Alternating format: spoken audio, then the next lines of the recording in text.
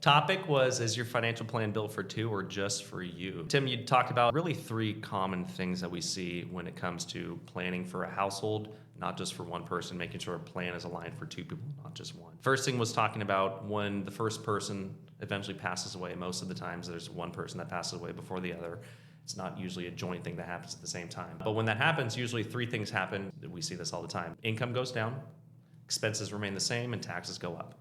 So planning for those things and making sure that you at least know that that's coming is paramount to make sure that you don't have a negative surprise. The other thing that we talked about was one partner plans to retire early, the other doesn't. We talked about some situations where we've seen this happen before, and it's going to be very unique to each party and each household, and there's no one stop shop answer that makes sense for anybody on how to deal with that. There's no right or wrong answer. Some people enjoy working, and that's totally fine, and they want to work until die with their boots on type of analogy, and there's people that want to retire like yesterday. And making sure that we deal with that for a household and do that proactively and prudently is something that we handle all the time, and is, again, not a one-stop layup, if you will, on how to solve that issue.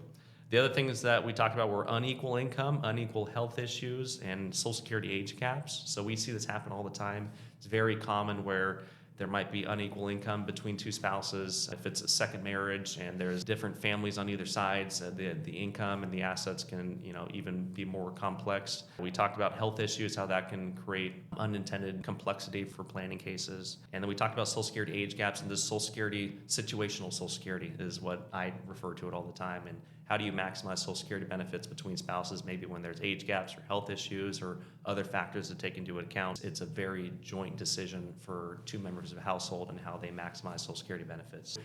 Social Security is a very integral part of that, making sure the plan is built for two and not just one person. And then we talked about life after one person of a household passes away and what that looks like. So there's really the before and then the after part of those two things. And moral of the story is your plan built for two or just you?